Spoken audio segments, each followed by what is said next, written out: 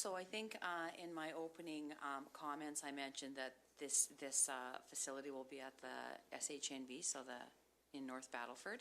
That is, it will be an SHA facility, so it will actually be accredited under the regular accreditation standards that any healthcare facility would be accredited under. So.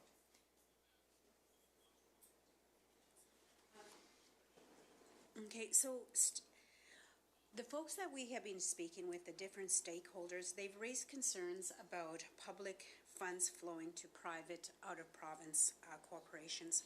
So what assurances can the ministry provide that Saskatchewan's public and Indigenous-led service providers will not be sidelined?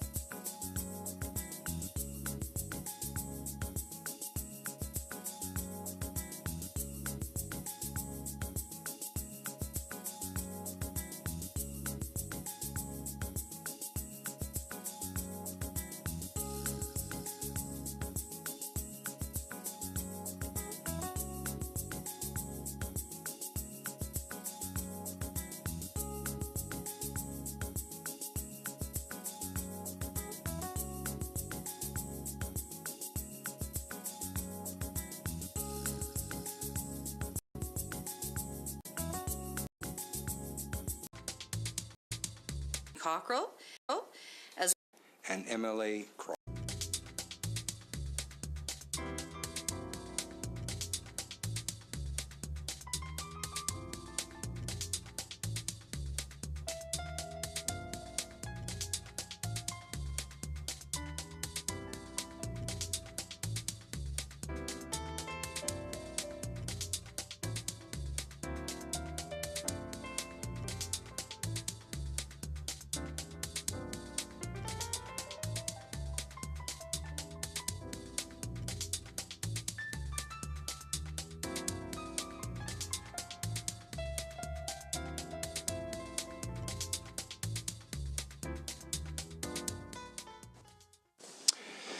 Good afternoon, everyone. I would like to welcome everyone to the Standing Committee on Human Services. My name is Travis Kiesig. I'm the chair of the committee and the MLA for Last Mountain Touchwood.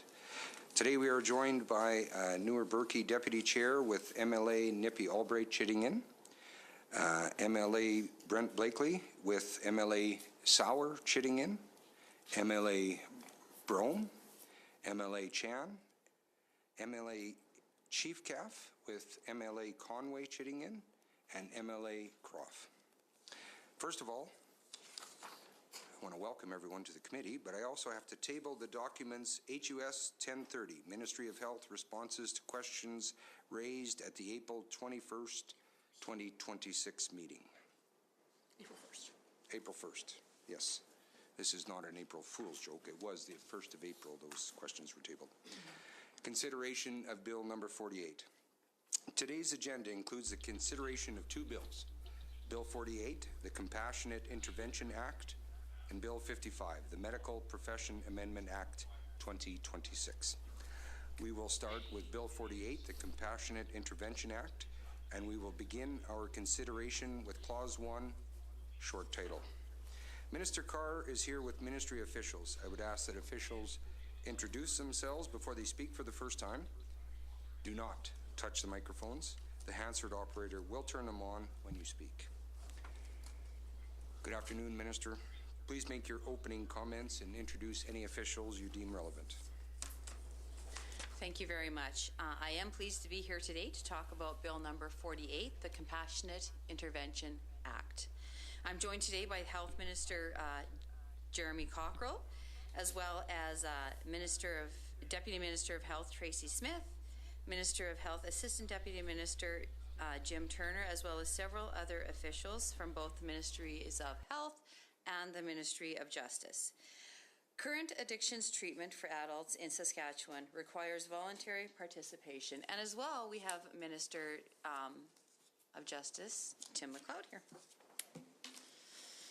However, not everyone has the capacity to make the decision to enter treatment on their own because of extreme state of their addiction.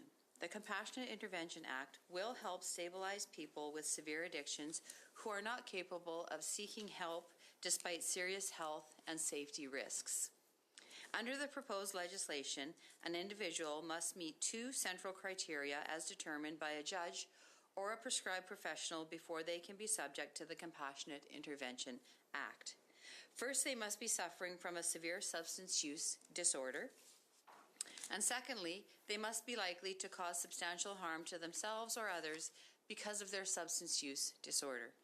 A person cannot be brought in for an assessment if there is a serious and immediate risk. However, a treatment order can only be made if it is shown that the person cannot understand or appreciate the need for treatment. Risk is not enough alone. This approach is consistent with how Saskatchewan Health Authority currently applies the Mental Health Services Act. Once these criteria are met, a person can be transported to an assessment center to be evaluated by a physician, an addiction and mental health expert who will make a recommendation regarding treatment. A panel will review the recommendation to determine the best path forward for the individual. The legislation includes safeguards. People will be regularly reassessed, able to request reviews, and able to appeal decisions, with free legal help provided throughout the process. Reviews are built into the process and focus on real changes in a person's condition. This avoids unnecessary delays or disruptions to care while still protecting a patient's rights. Once someone regains capacity, involuntary treatment will end. The Compassionate Intervention Board also requires that at least one member must be of Indigenous ancestry. Care will be delivered through Saskatchewan Health Authority services, which already have policies and standards related to cultural safety and trauma-informed care. People who are involuntarily detained for addiction treatment will continue to get support after leaving the program. This includes a plan for ongoing care and services to help them with recovery. I would also like to let you know that approximately 150 stakeholders across multiple sectors participated in information sessions.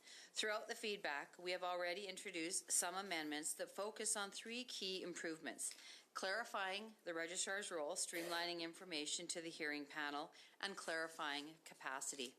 The first amendment removes the registrar's dual role, which previously combined administrative support to the Office of Tribunal Counsel with active participation in proceedings.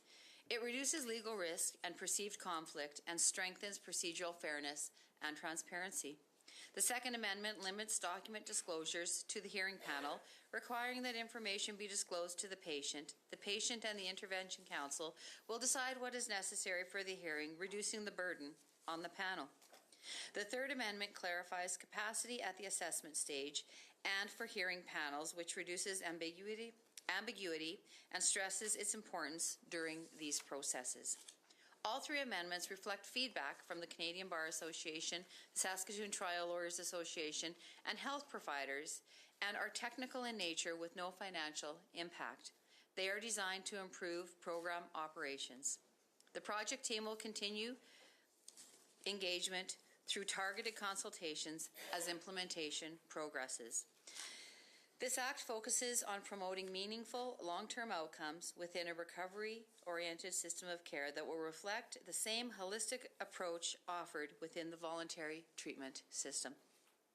First phase of compassionate intervention will be in the North Battleford area, expanding provincially after that. The first compassionate intervention assessment centre will be located in North Battleford. Provincially, involuntary inpatient addiction treatment will be located at the Saskatchewan Hospital North Battleford. Once fully implemented, assessment centres will be located across the province, with the involuntary patient unit only located at the Saskatchewan Hospital North Battleford. Let me be clear. This program is not taking beds away from voluntary treatment. Voluntary treatment is still the preferred way for people to get help with their addictions. The province currently has about 800 withdrawal management, inpatient, outpatient, and transitional addiction support spaces across the province. We are investing a record $624 million in mental health and addiction supports and services this fiscal year. This is the largest investment in the province's history for mental health and addictions supports. Compassionate intervention is for rare cases where a person's substance use puts their own life or the lives of others at serious risk. Thank you for the opportunity to outline the key elements of the Compassionate Intervention Act and amendments to the Act. My thanks to the Ministries of Health and Justice for their work on this important Act and related amendments. Our team would now be welcome. Questions? Thank you, Mr. Chair. Well, thank you, Minister, for your opening comments. I will now open the floor for questions. I recognize MLA Albright. Thank you so much. Thank you for the overview and the letting us know about the amendments that you are presenting this evening. I do have some questions, and if you don't have the answers today, will you commit to tabling them in writing?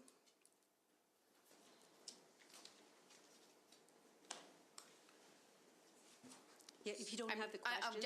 I'll wait for the questions, and then we'll talk about that as we move along. Yeah, if you don't have the questions, that you can table them in writing. That would be good. So my question is, you've outlined what the intention of the legislation is and what you are investing. So why did the ministry choose to create an entirely new statutory framework rather than amend the Mental Health Services Act, which already governs involuntary interventions?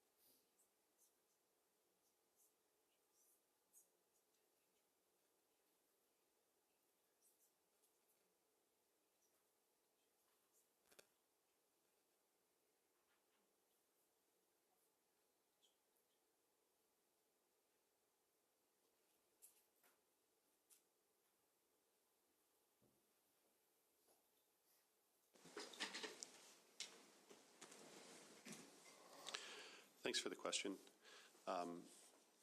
This piece of legislation, as you likely know, does in many ways mirror the Mental Health Services Act. However, the Mental Health Services Act deals with psychiatric care and mental health. This is specifically targeting severe and complex addictions, which that act doesn't currently address.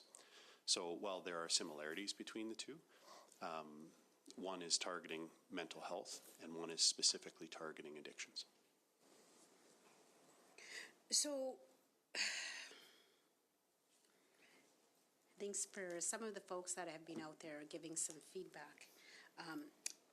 Those are, I guess, repeated questions that I've been asked is about, and also the analysis. So what analysis did the ministry conduct in comparing that existing Mental Health Service Act, the involuntary admission criteria, and this new criteria? Because a lot of folks out there have said, why wouldn't you amend the Mental Health Services Act? Well, the Mental Health Services Act, because it's focusing on mental health, largely deals with psychiatry. Psychiatry is not who we use primarily to look at addictions. We use addictions specialists, people who are experts in the addiction treatment space. So there is a distinction to be drawn there. And what we've done with the Compassionate Intervention Act is to specifically add another additional layer of protection through the tribunal process that doesn't currently exist in the Mental Health Services Act. The Mental Health Services Act has been operating quite well for several years, and so we're not wanting to lose any of the ability that we currently enjoy with that piece of legislation by altering it to fit this purpose. As I said, this particular piece of legislation is targeted at addictions and addictions treatment. It mirrors a lot of the functions of the Mental Health Services Act, but it does stand apart on its own for good reason, dealing with addictions experts and specialties, adding that layer of protection through the tribunal process, and not risking conflating the two processes, one for mental health and one for addictions. So then, why are you not using the DSM-5 to assess in Bill 48?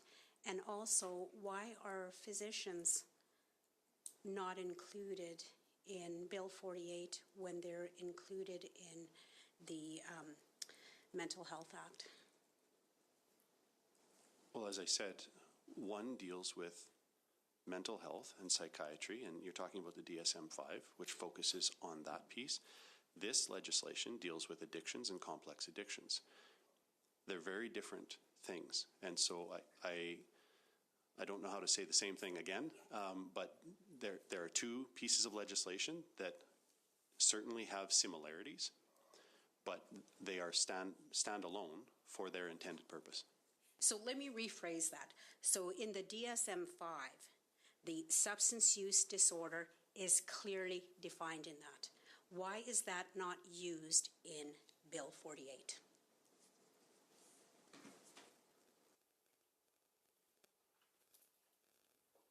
Could I just ask the committee member to clarify DSM-5? What is it called? Where is it? Minister Carr is very well aware of my dislike of acronyms and Diagnostic purpose. and Statistic Manual of Mental Health, what is it? Mental disorders. Mental Disorders, 5th edition. So let me repeat that. Yeah.